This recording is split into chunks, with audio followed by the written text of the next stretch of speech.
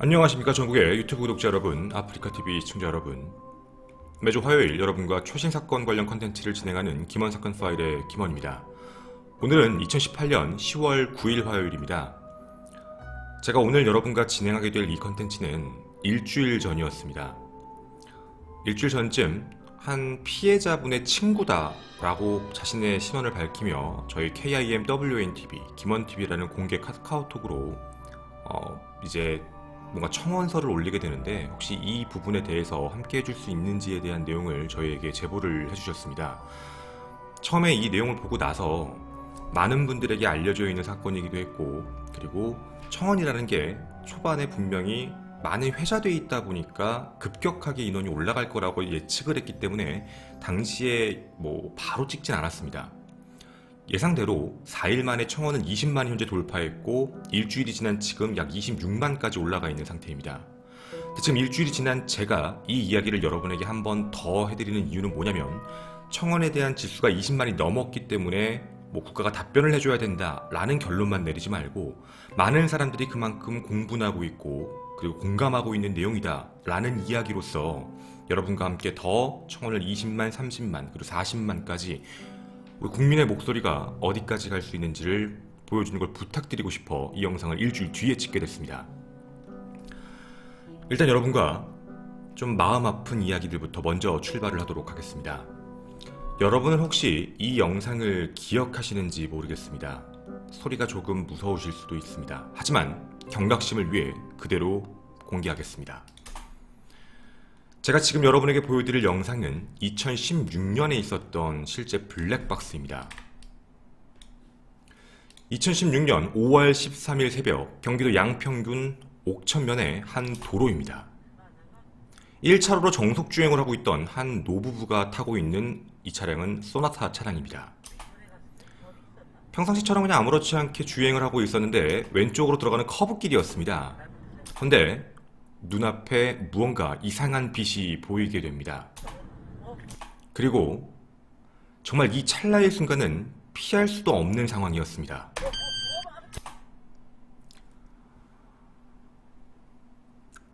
피할 수도 없는 순간. 근데 이 상황에서 우리가 중요하게 봐야 될 부분은 바로 피해자이셨던 운전하던 노부부 중에 아내분은 브레이크를 밟으셨습니다.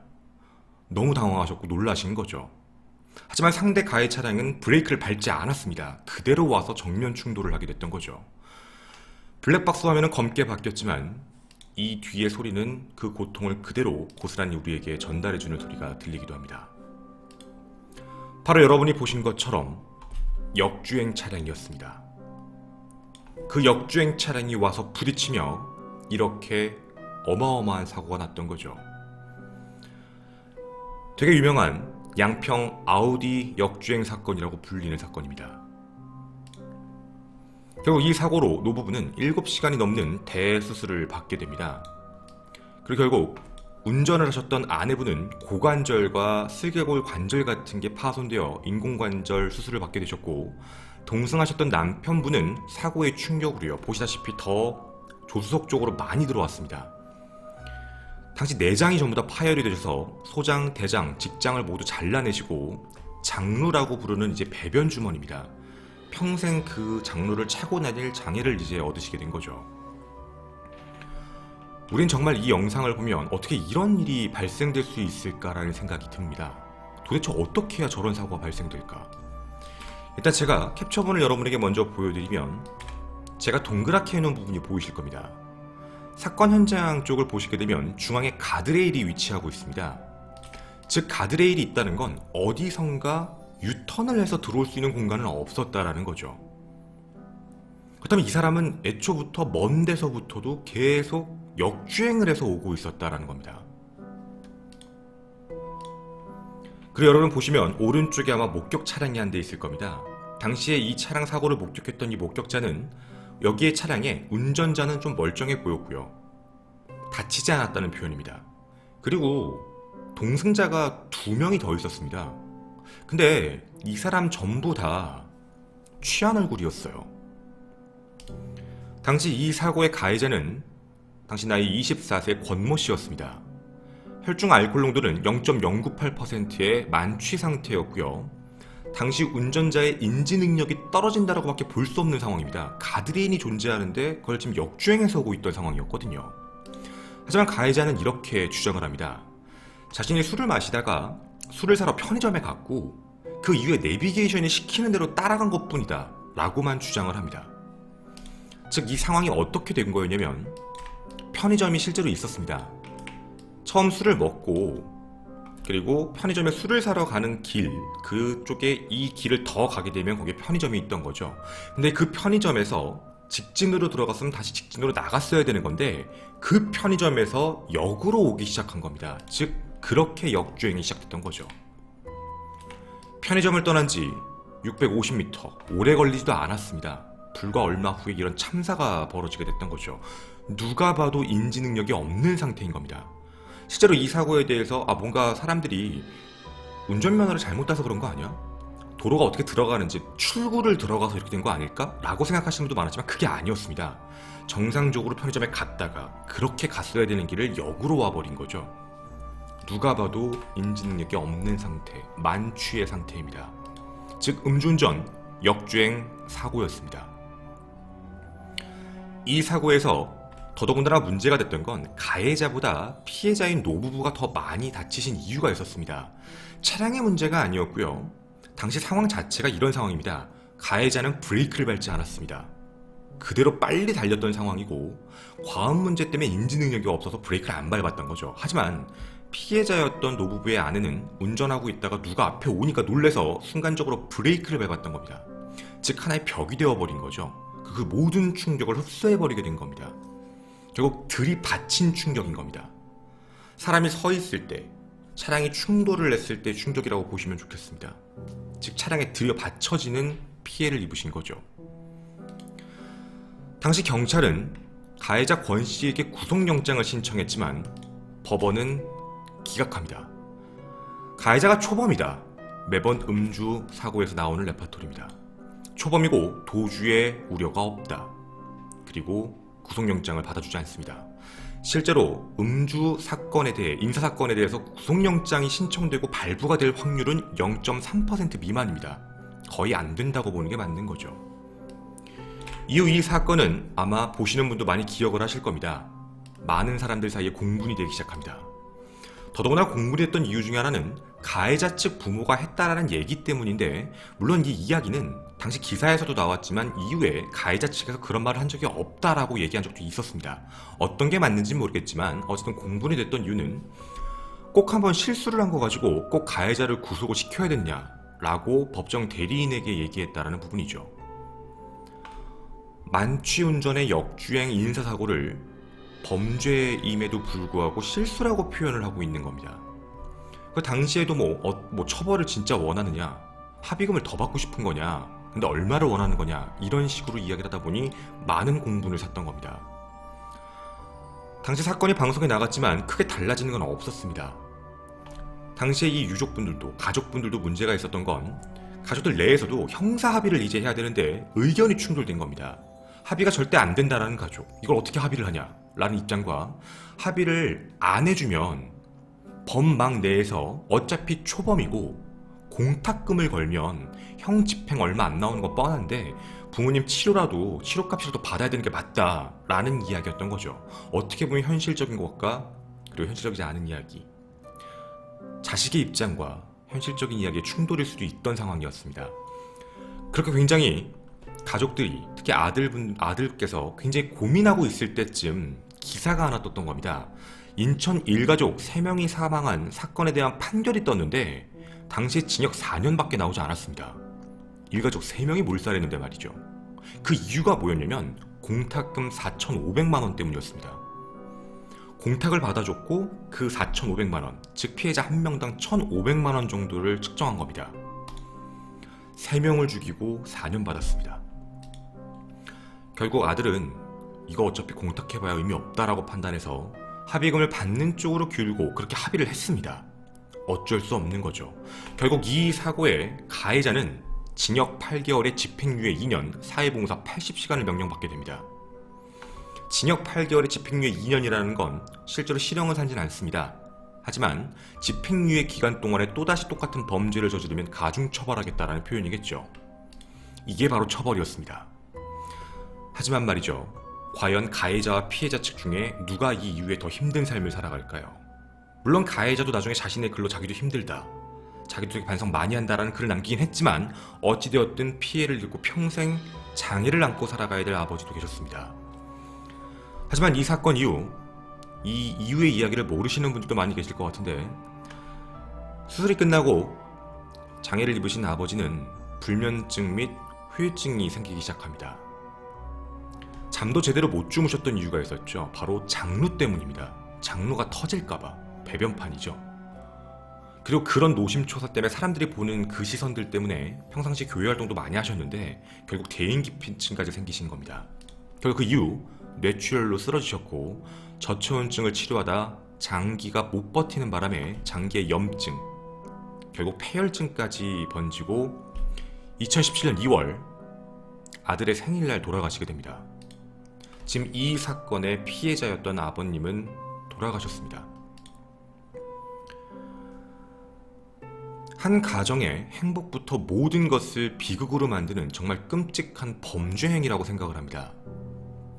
우리가 지금 한 예로서 방금 이 사건을 얘기했습니다. 하지만 이 사건 전에도 그리고 이 이후에도 정말 이거와 비슷하고 많은 사건들이 있었습니다.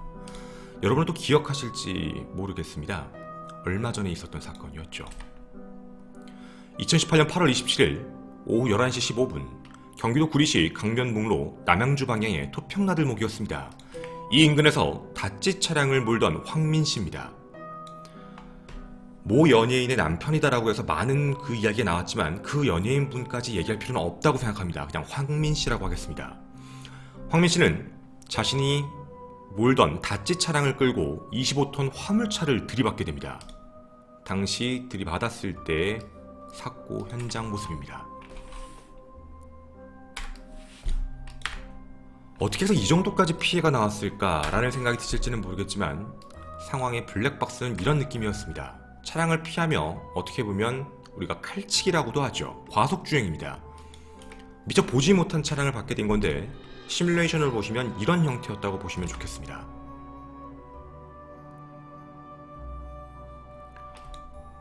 차량 자체에 대해 제어를 못하고 결국 사고가 났던 거죠. 당시 혈중 알코올 농도가 0.104%, 면허 취소 수치였습니다. 즉 만취의 상태죠. 결국 이 사고로 차에 함께 동승하고 있던 동승자 2명이 숨지고 다른 동승자 2명과 화물차 운전자가 부상을 입게 됩니다. 사건이 화제가 됐고 논란의 여지가 됐고 일이 커졌습니다. 그리고 이름도 있는 사람.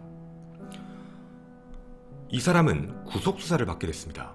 확률 0.3%에 포함됐던 사람이죠. 왜 그럴까요? 처벌 수위 자체가 너무 낮아서 그럴까요? 왜 이렇게 많은 사건들이 발생하는지가 사실 이해가 가진 않습니다. 음주운전에 대해 알아본 결과 도로교통공단에 따르면 작년입니다. 음주사고가 19,517건이 있었습니다. 그 중에 부상을 당하신 분들은 33,364분, 그중 사망자는 439분입니다. 다시 얘기하면 1년을 365일로 기준했을 때 하루 평균 1.2명이 음주사고로 사망합니다. 그리고 91.4명이 매일 다치고 있는 상황인 거죠. 정말 많은 수치입니다. 그리고 분명 막아야 되는 일이죠. 우리에겐 막을 이유도 기회도 그동안 많이 있었는지 모르겠습니다. 하지만 이게 그냥 그렇게 지나가서 생긴 일일까요? 우리에게 또다시 끔찍한 일이 발생됩니다. 평소 우리나라의 법의 형량이 너무 낮다, 약한 탓에 범법 행위가 많이 발생한다. 따라서 나는 검사가 되어서 모순을 바로잡고 그 이후에 정치가가 되어 강력한 법의 처벌 기준을 만들고자 했던 한 남자가 있습니다. 강력한 법 집행만이 피해를 줄일 수 있는 유일한 방법이라며 그 꿈을 이루기 위해 공부를 열심히 해 고려대 행정학과에 진학을 하고 군복무를 마치고 로스쿨까지 진학을 할 꿈이 많았던 청년이었습니다. 항상 자신의 손에 들고 다니는 다이어리는 내 짧은 인생, 영원히 조국에 라는 명칭을 써놓고 품위와 품격 이런 말들을 중요시했던 한 남자입니다. 그는 올해 22살, 카투사로 복문 중인 윤창호 씨입니다. 하지만 이분은 지금 현재 사경을 헤매고 계십니다.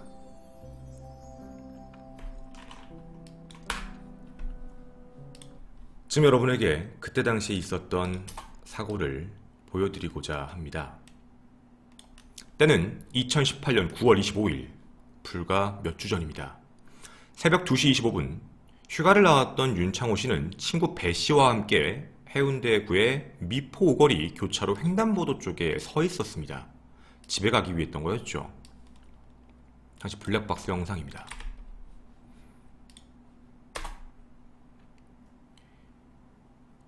(26세) 박모 씨가 몰고 있던 BMW 차량이 급격하게 돌기 시작합니다.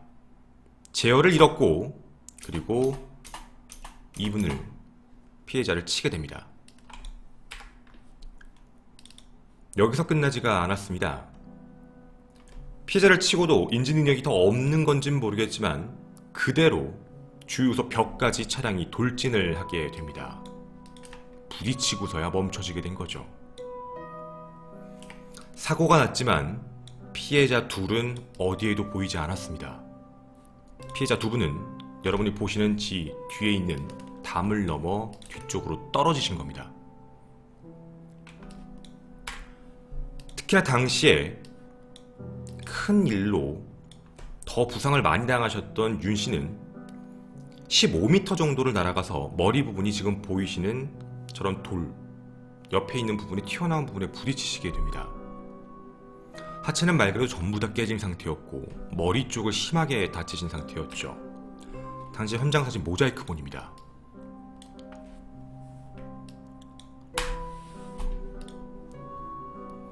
이뿐만 아니라 친구 배 씨도 똑같이 담벼락 밑으로 내려가 다리가 으스러진 채 쓰러져 있던 겁니다. 당시 목격자 진술에 따르면 하체가 으스러진 상태에 고통을 받고 있던 배 씨, 친구 배 씨는 자신의 친구 윤 씨가 피범벅이 된 상태로 마치 간질 환자처럼 머리를 다친 상태라 무언가 부들부들 떨고 있는 모습을 보고 자신이 기어가서 핸드폰으로 직접 경찰에 신고를 했던 겁니다. 이때까지만 해도 이 차량에 나왔던 남자 그리고 동승자는 차에서 걸어 나올 정도로 아무렇지 않았던 겁니다. 당시 박 씨는 술에 취해 있었고 혈중 알코올 농도는 0.134%, 면허 취소의 수치였습니다. 거의 완벽한 만취죠. 사고 전 보드카 2병과 위스키를 마신 상태라고 진술을 하게 됩니다.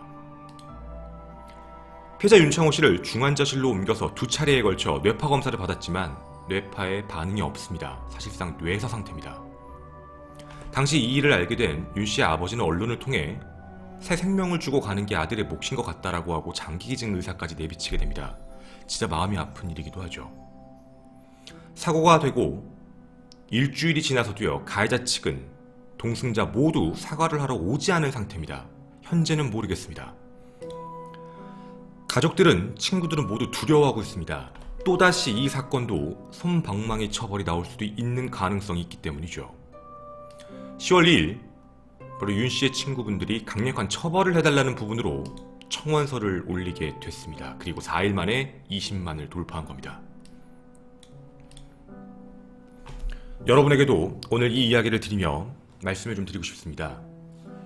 도와주십시오라는 청원은 처벌을 세게 해달라라는 부분에 대한 것도 있지만 윤창호법에 대한 제정 요구이기도 합니다. 대한민국은 혈중 알코올 농도로 따졌을 때 0.05%부터 0.1%까지 100일 면허 정지입니다. 0.1% 이상은 형사입건 그리고 면허 취소, 벌금은 150에서 최고 300만원, 최고 1000만원까지 올라가는 경우도 있습니다. 대한민국이 이게 예전에 너무 법이 약하다, 재범이 너무 많다, 반복적으로 하는 사람이 많다라는 말로 음주운전 삼진아웃제를 시행해서 음주운전 횟수가 3회 이상이면 벌금 500에서 1000만원까지 올리고 징역 1년에서 3년 정도와 2년간 운전면허 취득 상실까지 법을 강화했지만 지켜지지 않고 있는 상태입니다. 대부분 벌금으로 끝납니다. 초범인 경우 벌금, 교통사고가 치사가 나더라도 징역 8개월 정도의 집행유예를 때리는 게 지금 현실이거든요. 현재 실형을 살 확률은 거의 없습니다. 대부분 면허 취소와 집행유예의 확률이 72% 이상으로 나오기 때문이죠. 이런 문제 때문인지 모르겠습니다. 음주운전 사고 재발률은 2013년 42.7%, 2016년 50.59%, 2017년 44.7%까지 올라가게 됩니다. 즉 음주운전은 재범이 굉장히 많습니다. 왜 그런지 좀 이상했습니다. 분명히 바꿀 수 있는 건데 왜 바꾸지 않을까에 대한 생각이었죠. 외국의 사례가 사실 궁금했습니다. 일본의 경우 0.03%입니다. 기준점이죠. 대한민국 0.05%인데 0.03%부터 처벌하기 시작합니다. 그리고 운전자에게 주류를 제공한 사람뿐만 아니라 그걸 권한 사람까지도 모두 벌금을 물리게 한다고 하더라고요. 물론 알아본 바라 무조건 정확하다 아니다라는 건 조금 애매할 수 있습니다. 호주 같은 경우는 음주운전 적발자의 이름을 바로 신문에 공고하게 됩니다. 캘리포니아 같은 경우는 엠브리지법입니다. 마약이나 술에 취해 운전하다 사망 사고는 전부 살인죄로 기소하게 되고 캘리포니아주에서 2급 살인죄로 간주합니다. 형량 최소 15년에 15년간 가석방이 없습니다. 무조건 15년의 형량을 살아야 됩니다. 밴쿠버 같은 경우에는 얼마 전에 일이 있었습니다. 리노라는 사람이 루이스 카운티에서 술에 취해 차를 몰고 가다가 충돌 사고를 일으켰습니다. 그리고 승객이 숨지게 되는 사고였는데 살인죄를 적용해 징역 20년을 선고했습니다.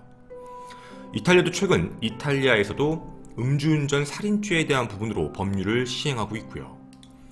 워싱턴주 같은 경우는 음주운전 사망사고를 1급 살인 혐의로 기소합니다. 최고 무기징역입니다. 엘사바도르 같은 경우는 음주운전 적발 시 즉시 총살입니다. 싱가포르 같은 경우는 사회생활을 아예 할 수 없는 격리 조치를 취하는 게 이들의 법이고요. 물론 우리도 뭐 총살 이런 것까지 원하는 게 아닙니다. 다만 너무나도 법이 약한 거 아닌가에 대한 문제인 거죠. 음주 사망사고 운전자에 대해 살인 혐의를 적용하지 않아 가벼운 처벌을 내리고 있는 게 현재 대한민국 현실입니다. 과실치사라고 보기보다는 심신미약 상태라고 판단하는 거죠. 심신미약이라서 사망사고가 발생했다라고 보기 때문에 다른 나라에 비해 굉장히 처벌 기준이 낮은 겁니다. 더 이상 이런 피해자가 나와선 안 된다고 생각을 합니다. 윤창호법 제정을 지금 준비하고 있습니다. 이 내용은 초범에 대한 범주를 좁혀달라, 2회에서 1회로 좁혀달라, 그리고 음주운전 지수를 낮춰달라라는 요구입니다. 0.05부터 시작하지 말고 0.03부터 0.09까지. 근데 그게 그냥 근거 없는 이야기가 아닙니다. 0.03부터 0.09 사이에 있는 음주운전자들이 가장 많은 사망사고를 냅니다. 그게 이유입니다. 더불어 더 엄중한 법의 책임을 묻고 그에 합당한 처벌까지 내려야 된다고 생각을 합니다. 제가 오늘 여러분에게 짧지만 이 모든 영상을 여러분에게 다시 한번 말씀을 드리는 이유는 여러분의 힘을 다시 한번 부탁드리고 싶어서입니다. 청원은 저희가 밑에 댓글에다가도 청원 주소를 함께 옮겨 놓을 거고, 만약에 더 급하시면 청와대 청원 게시판에 들어가시면 최다 청원으로 현재 올라가 있습니다. 한 번쯤 청원도 부탁드리고, 주변에 청원을 안 하신 분들에게도 한 번씩 정말 이게 개정돼야 된다라는 생각이 드신다면 함께 해주셨으면 좋겠습니다. 더불어서 지금까지도 이런 사고로 피해로 고통받으시는 많은 음주운전 사고 피해자분들과 가족분들에게 미력 하나마 힘이 되길 바라고, 윤창호 씨의 기적같은 빠른 쾌유를 진심으로 기원하겠습니다. 들리실지 모르겠지만 힘내셨으면 좋겠습니다. 많은 사람들이 기다리고 있다는 것도 알아주셨으면 좋겠습니다.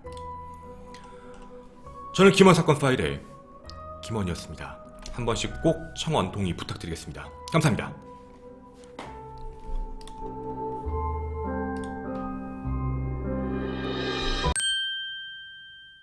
사건만을 보여드린 게 뭐 시간상의 문제도 있지만 사람들 사이에 공론화되어 있는 거 먼저 말씀을 드렸습니다. 그래서 이거 말고도 더 끔찍한 사건이 많습니다. 근데 그런 부분에 대해서 이제 얘기를 못한 부분에 대해서는 그냥 대표적으로 세 가지 사건을 먼저 말씀을 드렸고, 시간 관계상 너무 길게 얘기할 수 없었기 때문에 좀 양해 부탁드리고요. 그리고 저는 이 이야기에 대해서 다른 오해를 안 하셨으면 좋겠습니다. 이게 가끔씩 인터넷 포털 사이트나 다른데 윤창호법이라는 게 제정되면 사람들이 술을 못 먹게 한다, 뭐 술을 먹는 시간을 줄인다, 그래서 뭐 이제 가게를 운영하시는 분들이 되게 힘들어진다 뭐 이런 낭설 같은 게 퍼지는 경우가 약간 있는 것 같은데, 다시 한번 말씀을 드리지만 술을 마시는 범주에 대해서는 그 누구도 뭐라고 할 수 없습니다. 개인의 자유입니다. 하지만 자유에 대한 건 분명히 책임감이 따른다라고 생각을 합니다. 자신이 술을 마신 행동에 대한 그 이유의 책임은 자신도 지켜야 되는 책임도 있지만 남의 생명도 당연히 지켜야 되는 게 맞는 겁니다. 해서 저는 이 부분에 대해서는 다른 이야기로 뭔가 확대 해석을 안 하셨으면 좋겠고, 윤창호법 자체는 형량에 대한 강화와 그리고 기준에 대한 어떤 좀 조밀한 조정, 이런 걸 얘기하고 있는 부분입니다. 이 부분에 대해서 오해 없으셨으면 좋겠고, 미력하다마 이 이야기가 조금이라도 여러분의 마음에 설득이 됐다면 꼭 청원 한 번씩 해주셨으면 좋겠습니다. 그리고 분명히 말씀드리면 대한민국은 교통시설이 많이 발달되어 있습니다. 뭐 버스도 있고 택시도 있고, 그리고 뭐 차를 가져가면 대리라는 시스템도 따로 있는 국가이기도 합니다. 아니면 아예 차를 놓고 나가셔도 되는 거고요. 굳이 음주를 한 상태에서 자신의 뭔가 어떤 능력을 믿으셔서 그런지 모르겠지만 핸들을 잡을 이유는 전혀 없습니다. 너무 위험하거든요. 이번에 안 걸리겠지, 다음번엔 안 걸리겠지, 안 걸리는 게 중요한 건 아닙니다. 걸리고 안 걸리고는 확률적인 문제라고 얘기할지는 모르겠지만 자칫 잘못하면 일순간 범죄자가 됩니다. 우리가 그 누구도 범죄자가 되고 싶은 사람은 없을 거라고 생각을 하는데, 그 잡는 버릇이 자신을 범죄자로 이끈다라는 생각, 경찰과의 두뇌 싸움을 하는 게 아닌 겁니다. 자신이 범죄자가 될지 안 될지에 대한 가능성을 두고 저울질을 하고 살고 있는 거거든요. 다시 한번 이 생각은 고쳐주셨으면 좋겠습니다. 그리고 자신이 가해자가 될 수 있을 만큼 자신이 피해자가 될 수 있는 확률도 분명히 있는 겁니다. 모두가 다 함께 경각심을 일깨우고 두 번 다시 이런 일이 없어야 된다라는 생각에 동의해 주셨으면 참 좋겠습니다. 감사합니다.